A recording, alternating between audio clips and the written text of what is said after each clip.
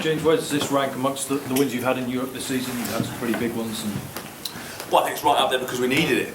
I think nobody gave us an opportunity before we came into this pool of death. Now, I only had one experience with a pool of death. It didn't go that well, so it was good to get through it. I think we played it well. Obviously, we would have liked to be in a stronger position going into this, but losing last minute to Toulon, losing last minute to Bath, where I think both those games, if we got the attention to detail right, we probably could have got the victories. But ranks right up there, and I'm actually not very good at enjoying wins. I kind of move on to the next thing pretty quickly, but I think I'll enjoy it this season. I think I'm going to, when I say enjoy it, I mean have a smile and have a water, but because we've got next week. But I will enjoy it the best I can.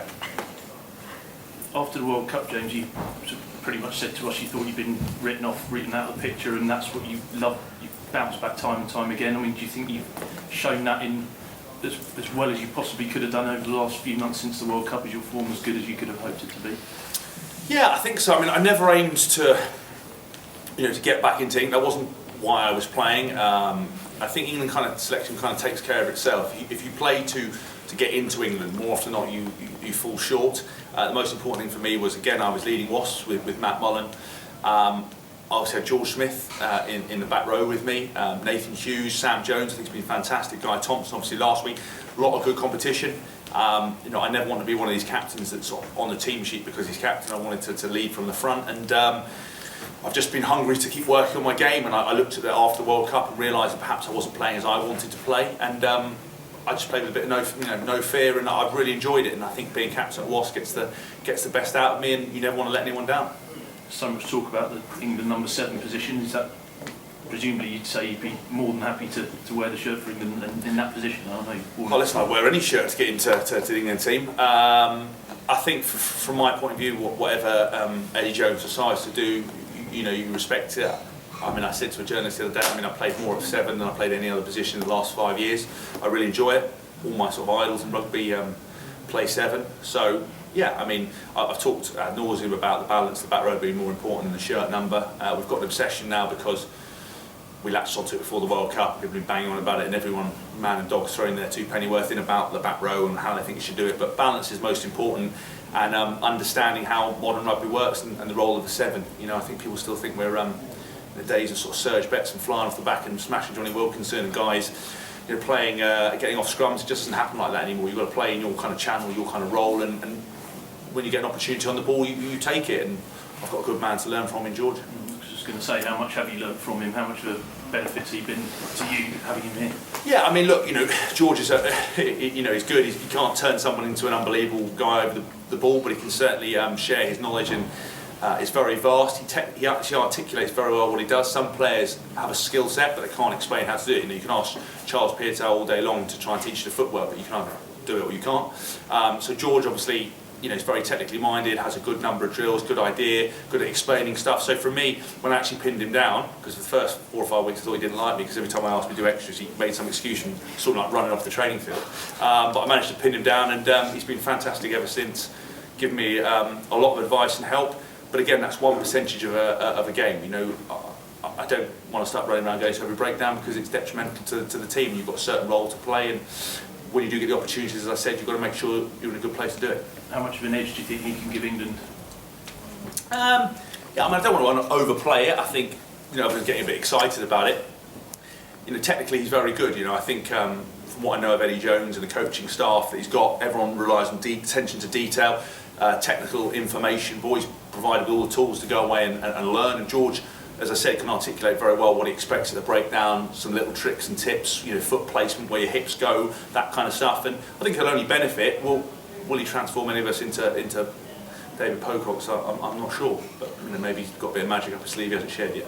Eddie Jones names his captain on Monday. James, and Dylan Hartley appears to be the front runner at this stage. What sort of captain do you think he'd make of him? I think Dills is, I've played with Dill since I was in England under-19s. I've gone away all the way through. I think he's a good man.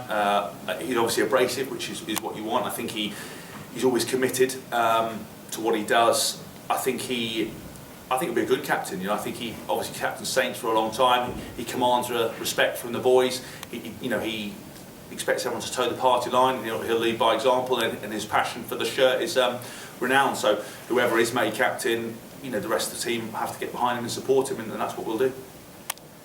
James, obviously, Elliot had another superb performance today. I guess you were just, like the rest of us, looking forward to seeing him in an England shirt now, so he can do that as well. Yeah, very much so. You know, Elliot's been a great player for us for a long time. He's actually got a lot of experience for such a young guy. He is a very good talent. You know, it's been a bit of a mystery why he hasn't had opportunities before now, but I think he's really put his hand up and shown what he can do.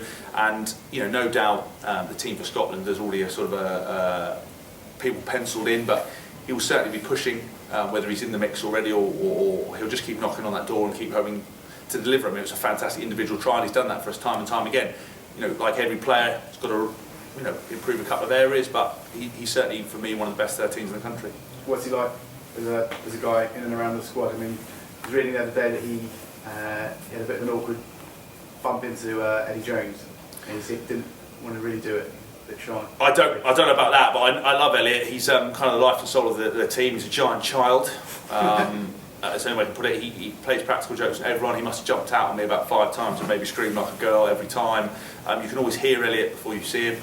But he's a great team player, very passionate. And the good thing about Elliot, because he's got so much experience now, he's actually starting to talk a lot more on the field. He's got good points to make. He's good at developing into a leadership role. And as a team captain, you need players to front up who've got that experience and not be shy to talk. And I think the more Elliot's played, the more he's articulating himself on the field, and that's great for us because, you know, it's important because he's such a key player for us that he manages the backs and does that. But he is a giant child there. James, just going back to Dylan, does it matter at all if a captain's got a disciplinary track record that he has, or is it, I mean, do players sort of look to a captain to be whiter than white, or I mean, because Chris is obviously has been down the years pretty clean, or I'll put it another way, when Dylan first gouged you, did you expect him to be an England captain? Look, I love Dylan. As I said, he's a good friend of mine first and foremost. I think you pick the players to the job. I think, you know, I'm different now. I'm not particularly conformist myself. I don't worry too much about people's opinions. If you're the best guy to do the job, you lead by example, you play, your track record doesn't matter. There might be a few people with some stiff collars getting a little bit upset, but that's the nature of the game, and I think you live and die by the sword, and Dill's a good man, good player. You know he's going to give 100%, and I couldn't care less what he's done before.